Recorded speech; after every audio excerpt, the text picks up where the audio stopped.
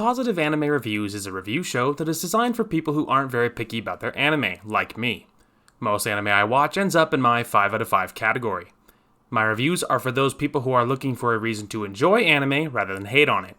I am willing to give any and all anime a chance before stating my opinion. Lastly, my reviews are all my opinion and might and or most likely won't match yours. If you don't agree, that's totally fine, just be respectful in the comment section, thank you. And as always, there is sometimes a spoiler section, but fear not, I will warn you first. Hey guys, Darth Gloric here, back with another positive anime review. Today we'll be talking about This Monster Wants to Eat Me. So, welcome back. Okay, so it's maybe low-key been 4 years since I did a par review. I am so sorry about that. I don't know where the time went or how that happened. But we're back. I'm really hoping to get back into it, and so yeah, some of it for a long while I was just watching stuff that I've already reviewed, so I wouldn't need a review, to do a new par review for it, technically, for a long while that happened. But then eventually, obviously, I've seen new things, and I just stopped keeping track, and I stopped just making reviews for it, so I am really sorry about that. I wasn't meaning to just have this show just vanish from the air. Anyway, and so we are back and talking about another fantastic anime.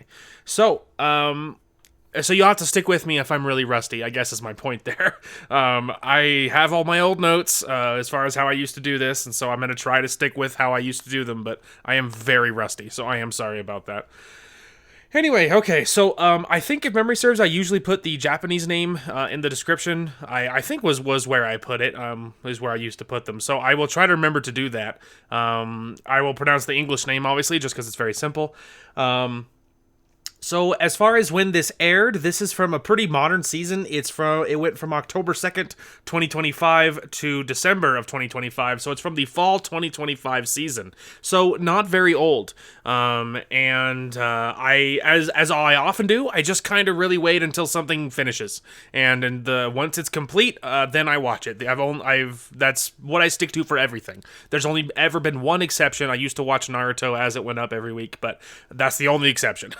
Other than that, I watch everything after it's over, because when something's good, I want to marathon it, and so I don't want to wait. So as always, I wait till things are just over, and some things I'm very excited about. So the second it's over, like with a very short time frame, I jump on it because I'm really excited. As far as subbed or dubbed, I watch this subbed as always, and I have no experience with the dub. If there is a dub at all, which I don't know. There is a manga, it looks like, and I absolutely need to read it. I absolutely need to read that. I gotta make sure to put that on my list. Which actually, you know what? I can just do that. I can do that on the fly. Just give me a second. Okay, anyway, sorry about that. I just wanted to get that written down before I forgot, because, my brain is like Swiss cheese. So I think the next thing is we jump right into the synopsis, so you can learn about what this anime is about. After an accident sent her family to their deaths in the ocean, Hinako Yaotose keeps returning to the thought of sinking forever into the sea herself.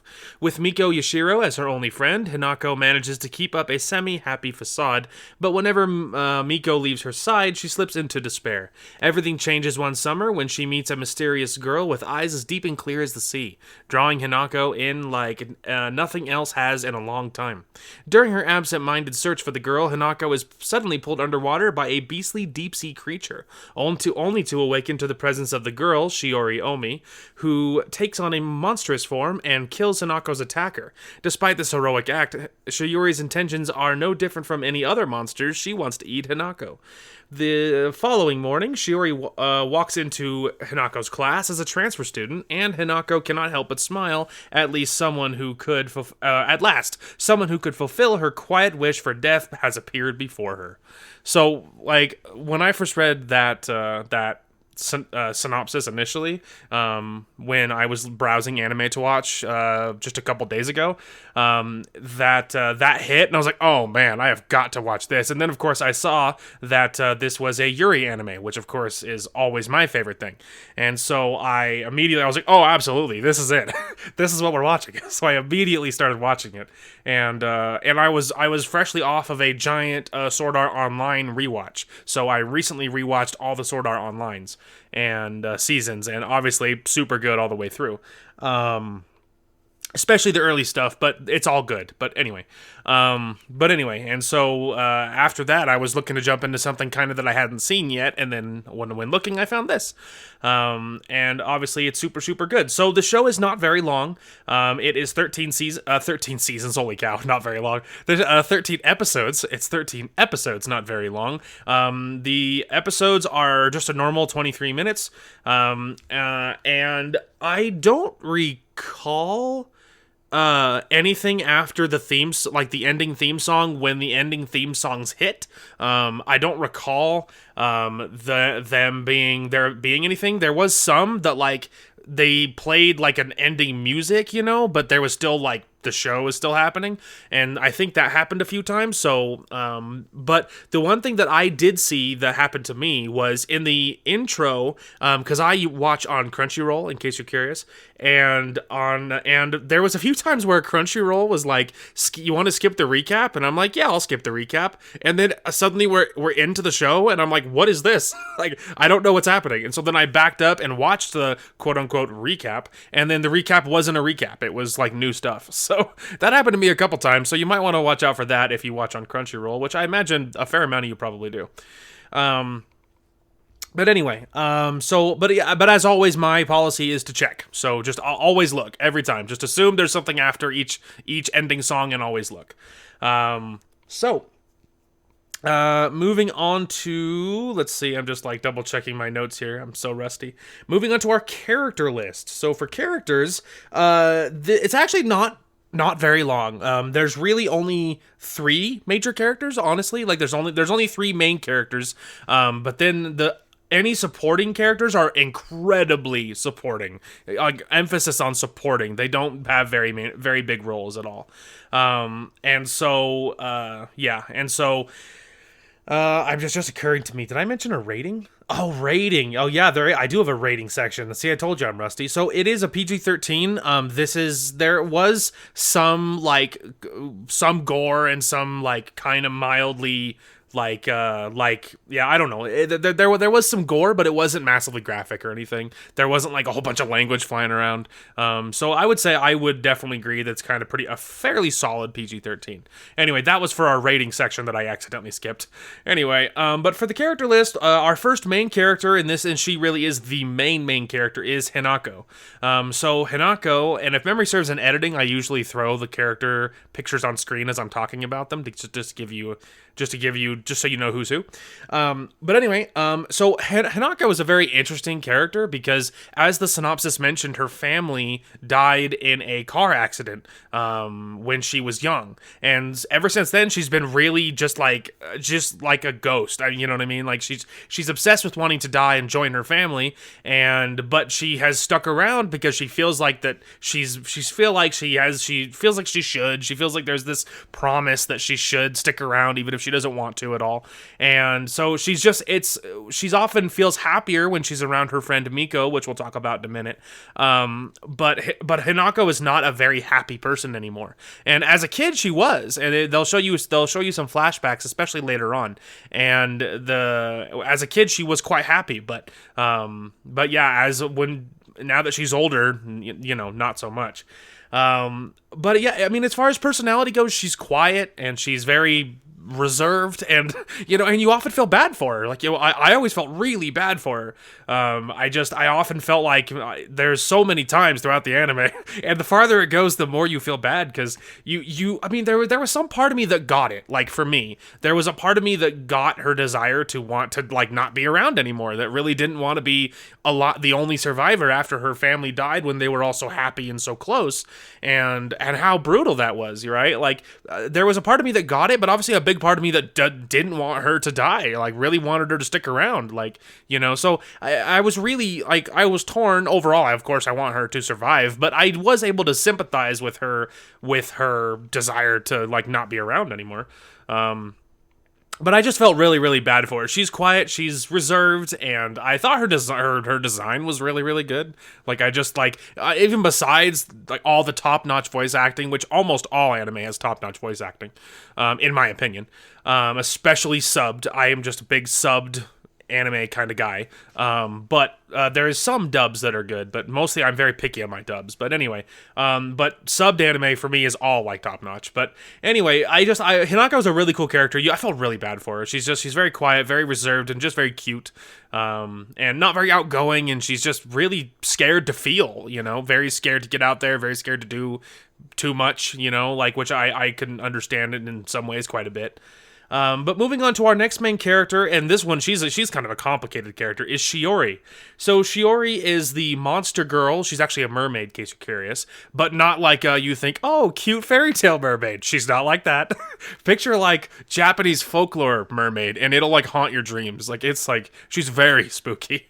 Anyway, so Shiori's a very fascinating character because like you always get the sense that there's more going on, like always, like, and I thought that like the character was portrayed really well. Like it felt like she was inhuman. Like the farther it goes, you can when you get a kind of a window into her brain and how she thinks and what she says and how there's constantly like double meanings or like she'll say things that don't, from a human perspective, don't really make any sense. And like it did feel like a monster that looks like a human. Like, and I thought she did great at that. Like I really felt like I was looking at a monster that looks like a human that was just impersonating a human, It felt like it to me. Like it really felt like it was kind of a snapshot into something that wasn't quite human. And so because of that, there is kind of an alienness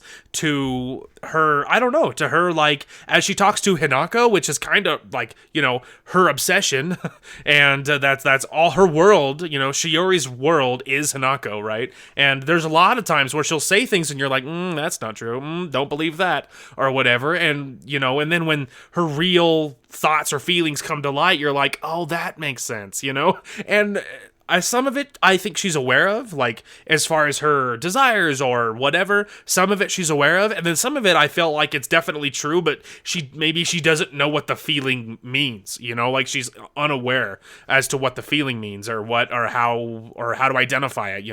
And it was just so well done. Like I really really was interested, and it was so well done. And her monster form is haunting. That's just so haunting. It was so spooky. So I don't know. I just thought that was interesting. I just thought that was super interesting. But yeah, she was a very cool character.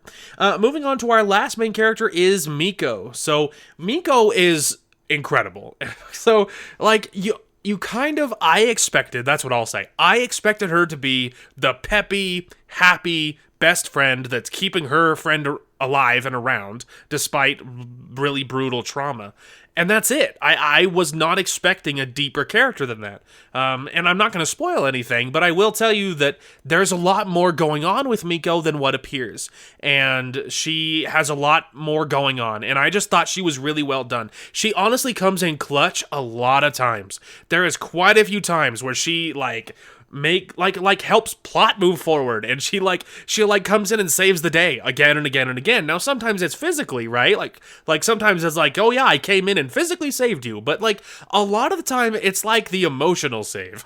She comes in and saves the day when emotionally we're not getting anything done, we're not getting anywhere, and she swoops in, and she was very much a character I underestimated. I very much believed she was the fluffy comedy relief best friend, and then she wasn't. And and she was so much more than that, right? She kind of was that, but she was so much more than that. And so many times she came in and saved the day when things were otherwise looking just really, really rough, and I felt like we weren't going to get anywhere.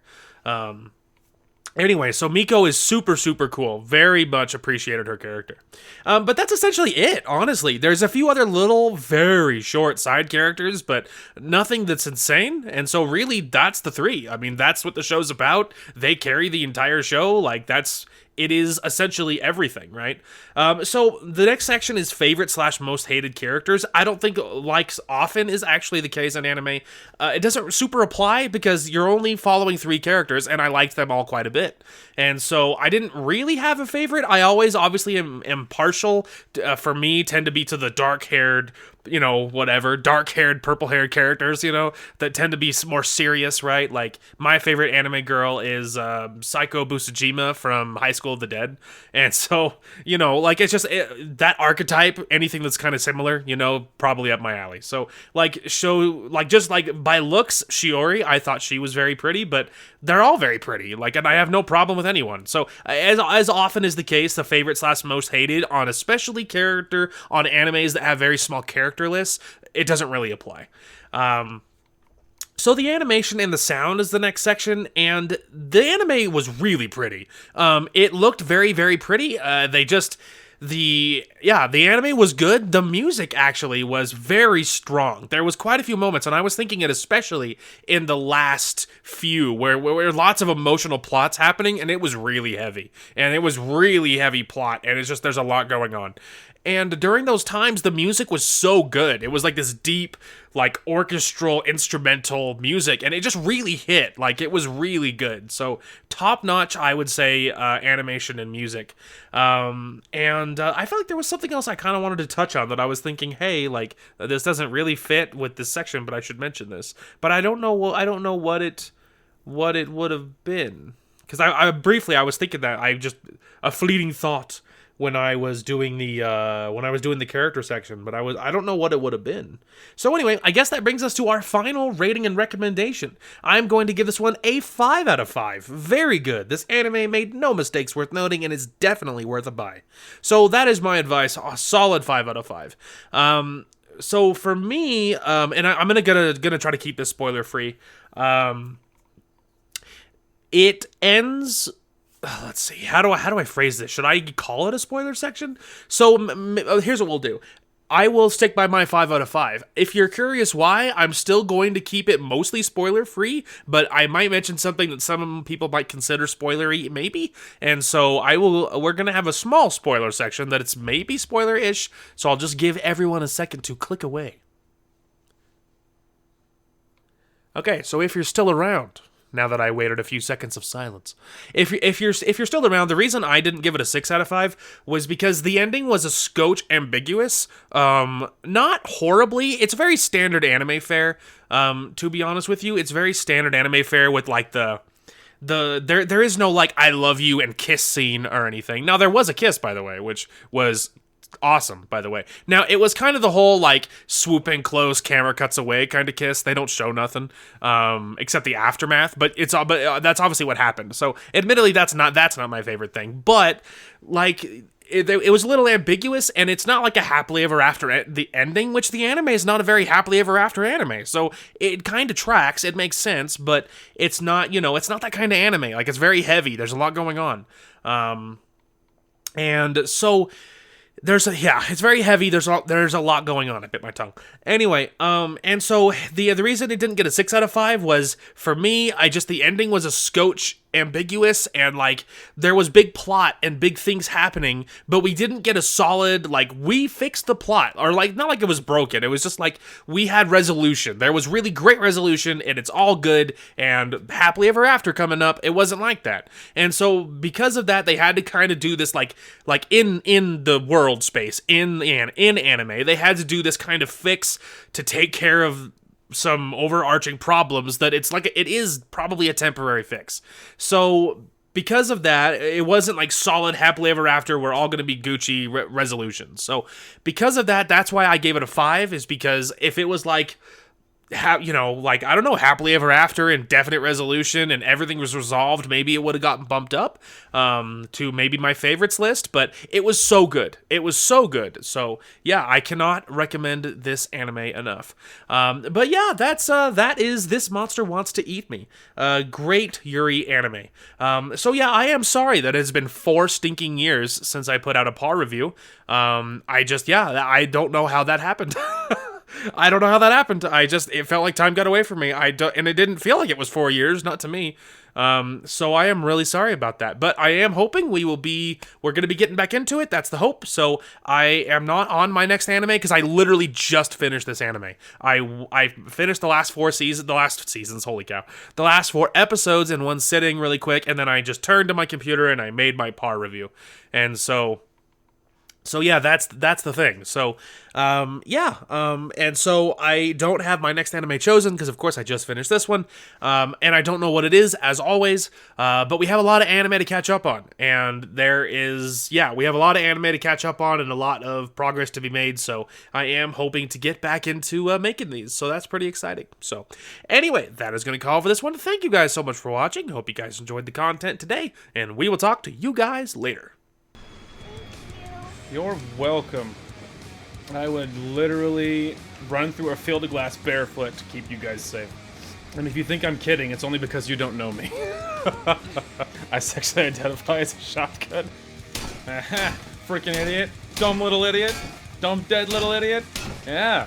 Oh, dude, let's freaking go. They're sitting ducks. They're gonna be dead ducks in a minute. Oh, shit! Oh, God! Oh, God! Oh my lordy. My friending, you forgot about me. I am in the trunk. Let me out.